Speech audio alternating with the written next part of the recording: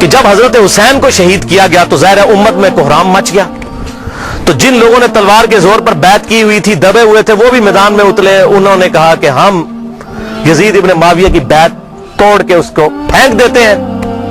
سب سے پہلے اہل مدینہ نے بغاوت کی، اور صحیح مسلم میں کتاب الامارہ چیپٹر میں موجود ہے یہ چیز، امارت کے بیان والے چیپٹر میں صحیح مسلم کے اندر. اور جب بیعت توڑی تو ظاہر ہے کہ پھر یزید کو غصہ آیا، اس نے پھر فوج اپنی بھجوائی اور اس نے اہل مدینہ کے اوپر جو ہے وہ چڑھائی کر دی. 3 دن تک مدینہ تو رسول کو حلال ٹھہرا لیا کہ وہ حضرت عثمان غنی رضی اللہ تعالیٰ عنہ جنہوں نے شہادت گوارا کر لی، لیکن مدینے میں اپنے دفاع میں تلوار نہیں اٹھنے دی کہ مدینہ تو رسول میں میری وجہ سے خون نہ گرے. اس یزید ظالم شخص نے مدینے پر حملہ کروایا اور قتل عام مسلمانوں کا کروایا. صحیح بخاری میں کتنی حدیثیں میں ان کے حوالے دے دیتا ہوں. صحیح بخاری میں 2604، 2959، 4024، 4906 یہ صحیح بخاری میں ہے. صحابہ کا قتل عام کروایا، ایک کو قتل کرنا. اور صحیح مسلم میں 3339، 3319، 3323 سے لے کر 3333 تک یہ 15-20 احادیث ہیں جن کا لب لباب یہ ہے کہ آپ صلی اللہ علیہ وسلم نے ارشاد فرمایا جس نے اہل مدینہ کو ڈرایا، اہل مدینہ کو دھمکایا یا مدینہ میں بدعت کو جاری کیا، مدینے والوں پر ظلم کیا، اس پر اللہ کی لعنت، اللہ کے فرشتوں کی لعنت اور تمام لعنت کرنے والوں کی لعنت. سورہ محمد کی آیت نمبر 22 اور 23 میں آتا ہے جو لوگ فساد فی الارض کرتے ہیں، زمین میں قتل نہ حق کرتے ہیں، ان پر اللہ تعالیٰ کی لعنت ہوتی ہے. تو قرآن میں لعنت آئی ہے ظالموں کے اوپر، تو ہمیں وہ بھیجنے کی ضرورت ہی نہیں. خود بخود جسے فٹ اسے گفٹ، جو ایسا کام کرے گا وہ خود لعنت کا مستحق ہو جائے گا. ہم کیوں لعنت بھیجیں، وہ خود بخود لعنت کے مستحق ہو گیا. وَلِعَاذُ بِاللَّهِ تعالی. اور اسی واقعہ، اس کو واقعہ حرہ کہتے ہیں جس میں اہل مدینہ کو لوٹا گیا. اور یہاں تک کہ حافظ ابن کثیر جو آخری درجے تک اہل شام کا دفاع کرتے ہیں، لیکن یہاں پر وہ بھی تڑپ اٹھے اور انہوں نے کہا کہ یہ یزید نے جو ظلم ڈھایا، 1000 صحابیات اور تابعیات بغیر شادی کے حاملہ ٹھہری، زنا کیا یزید کی فوجوں نے. 3 دن تک مسجد نبوی میں گھوڑے باندھے وہاں پر پیشاب کرتے رہے اور مسجد نبوی میں نماز نہیں ہوئی. اور حتیٰ کہ پھر حافظ ابن کثیر تڑپ اٹھے جب مختار سخوی نے 22,000 قاتلین حسین کو ایک ایک لسٹ بنا کر قتل کیا، تو ابن کثیر کہتے ہیں کہ اس نے مسلمانوں کے دل ٹھنڈے کر دیے. ایک تو توابون کھڑے ہوئے 4000 کے قریب، لیکن وہ عبید اللہ ابن زیاد کا مقابلہ نہیں کر سکے. بعد میں مختار سخوی نے جس طریقے سے ان کو قتل کیا جو حضرت حسین کے خلاف کھاد ابن ابی وقاص جنتی صحابی ہیں، ایک مجلس میں جن 10 صحابہ کو بشارت ملی ان میں یہ بھی شامل ہے، اور آخری وقت تک یہ حق کی آواز بلند کرتے رہے الحمدللہ. اب سعد ابن ابی وقاص میں صرف بیان کروں کس طرح وہ حضرت علی کے فضائل امیر معاویہ کے دور میں بیان کرتے تھے اور ڈنکے کی چوٹ پہ کرتے تھے، اور جو لوگ حضرت علی پر لعنت کرتے تھے ان کے وہ خلاف کھڑے ہوتے تھے. یہ پورا ایک ٹاپک ہے بخاری اور مسلم کے اندر، جو کبھی ٹائم ملا تو میں انشاءاللہ بیان کروں گا. لیکن بیٹا آگے دیکھیں کیا نکلا. اسی واقعہ حرہ پر امام احمد بن حنبل رحمۃ اللہ علیہ کا قول صحیح سند کے ساتھ اسی ابن جوزی کی کتاب میں موجود ہے، صفحہ نمبر 40 پہ، جو عربی میں نسخہ ہے، اردو میں آپ کو مل جائے گا. یہ امام احمد بن حنبل سے ان کے شاگرد نے پوچھا یزید ابن معاویہ کے بارے میں کہ کیا آپ یزید ابن معاویہ کے بارے میں آپ کا کیا خیال ہے. یہ اب میں آپ کو بتانے لگوں کہ اہل حدیث کا کیا موقف تھا.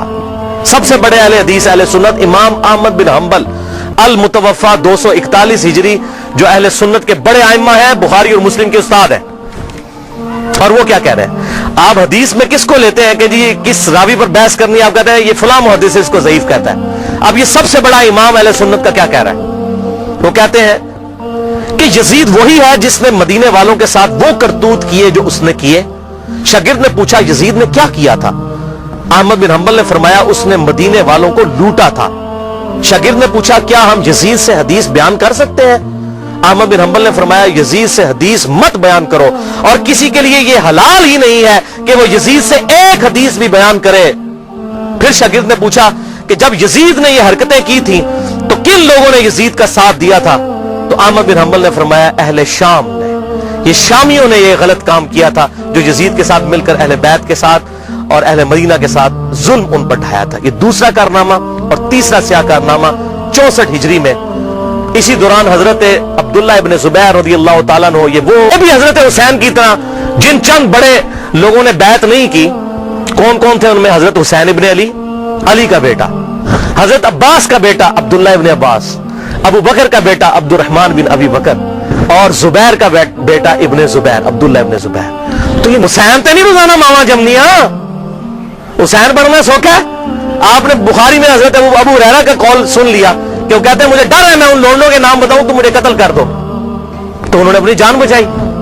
جان بچانا بھی فرض ہے، لیکن اعلیٰ ترین درجہ یہ ہے جو صحیح مسلم میں حدیث ہے، انٹرنیشنل نمبر کے مطابق 177 نمبر حدیث صحیح مسلم کتاب الایمان میں، کہ برائی جب دیکھو تو ہاتھ سے روکو، ہاتھ سے نہیں روک سکتے زبان سے، نہیں تو کم از کم دل میں برا جانو، لیکن ذالک اضعف الایمان، یہ ایمان کا سب سے لوئسٹ درجہ ہے۔ تو حضرت حسین لوئسٹ درجے پر تو نہیں تھے بھائی، جس کے جینز پروفٹ کے جینز ہوں، جس کا بلڈ اور خون نبی کا خون ہو، وہ لوئسٹ درجے پر ایمان رکھے گا؟ وہ تو آگے بڑھ کر باطل کا مقابلہ کرے گا۔ یہی وجہ ہے کہ حضرت حسین جو ہیں انہوں کو یہ ٹائٹل ملنا تھا، اور یہ بھی جنتی نوجوانوں کا ٹائٹل اس لیے ملا کہ انہوں نے وہ کام کرنا تھا کہ جب امت سو چکی ہوئی تھی انہوں نے امت کو جگایا، اور ایسی بھی امت جاگی کہ آج تک جب بھی کہیں پر ظلم ہوتا ہے حسین کی مثال پیش کی جاتی ہے۔ لوگ کہتے ہیں کیا ہوا جی، حسین کے ساتھ بھی تو 72 لوگ تھے نا، اگر ہم تھوڑے ہیں، سورہ نحل میں آیا کہ ابراہیم علیہ السلام اکیلے ہی پوری امت تھے۔ حق تھوڑا ہو، حق حق ہے، باطل باطل ہے، چاہے وہ کثرت میں کتنا ہی زیادہ ہو، ٹھیک ہے؟ تو یہ بات آپ سمجھیے اس حوالے سے۔ تو عبداللہ ابن زبیر نے بھی بغاوت کی، انہوں نے حجاز، مکہ، مدینہ اور پورے ایریے پر انہوں نے اپنی خلافت قائم کر لی، اور یزید صرف شام تک رہ گیا۔ تو پھر یزید نے عبداللہ ابن زبیر رضی اللہ تعالیٰ عنہ کو قتل کرنے کے لیے اور ان کی حکومت کو ختم کرنے کے لیے جو خلافت تھی، اپنے گورنروں کو بھیجا، سپہ سالاروں کو بھیجا۔ 64 ہجری کا یہ واقعہ ہے، اور یہ صحیح مسلم میں انٹرنیشنل نمبر کے مطابق 3245 صحیح مسلم 3245 نمبر حدیث ہے کہ ابن زبیر پر جب حملہ کیا اس دوران خانہ کعبہ کو منجنیق سے پتھراؤ کیا گیا، غلاف کعبہ بھی جل گیا۔ 3245 صحیح مسلم، یہ کرتوت ہے۔ کہتے ہیں جی وہ تو یہ تھے جنتی تھے، وہ بھی میں بول کھولنا کہڑے پاس جنتی سی ہو۔ صحیح مسلم 3245 خانہ کعبہ کو جلا دیا۔ لیکن پھر اس دوران پہلے واقعہ کربلا، اس کے بعد واقعہ حرہ ہوا، اور پھر ابن زبیر پہ جب حملہ کیا اسی دوران یزید مر گیا 64 ہجری کے اندر۔ جب مرا تو پھر ابن زبیر نے اسی جنگ کے دوران وہ مر گیا، ابن زبیر نے کہا کہ جاؤ اپنے شیطان کی خبر لو، وہ مر گیا۔ تو پھر اس کی فوج تتر بتر ہو گئی، پھر 9 سال تک خلیفہ رہے اس پورے ایریے کے اوپر عبداللہ ابن زبیر۔ پھر جب عبد الملک بن مروان کے مرنے کے بعد بنا، اس نے پھر حجاج ابن یوسف کو بھیجا، پھر دوبارہ خانہ کعبہ پر حملہ ہوا، اور وہ بھی صحیح مسلم 6496 نمبر حدیث میں موجود ہے۔ پھر ابن زبیر کو حجاج ابن یوسف نے، جو اسی بنو امیہ کی باقیات تھی، اس نے قتل کر کے خانہ کعبے کے دروازے پہ ان کی لاش، صحابی رسول کی لاش لٹکائی 1 ہفتے تک کے لیے۔ صحیح مسلم 6496۔ ابن زبیر کو 74 ہجری کے اندر شہید کر دیا گیا۔ لفظ حضرت عمر کے الفاظ صحیح بخاری 6830۔ دیکھو، خیال رکھنا کہ کوئی شخص بھی بغیر مسلمانوں کے مشورے کے اور بغیر اتفاق رائے کے تم پر مسلط نہ ہونے پائے، ورنہ اس کا انجام قتل و غارت ہوگا۔ اور وہ آپ نے دیکھا کتنی قتل و غارت ہوئی، حضرت حسین کو شہید کیا گیا، واقعہ حرہ ہوا، پھر خانہ کعبہ کو جلایا گیا۔ پیچھے کیا رہ گیا؟ مکے کی حرمت پامال، مدینے کی حرمت پامال، اہل بیت کی حرمت پامال۔ اس سے زیادہ کیا کر سکتا تھا؟ اور حضرت عمر نے پہلی پیشن گوئی کی تھی مسلمانوں کے مشورے، تو وہ تلوار کے زور پہ کیا گیا۔ وہ میرا پورا لیکچر سن لیں، صحیح بخاری کے اندر موجود ہے حدیث، اور کتابوں کے اندر، کہ تلوار کے زور پر زبردستی بیعت لی گئی، اور صحابہ نے مخالفت کی لیکن نہیں کسی کی سنی گئی۔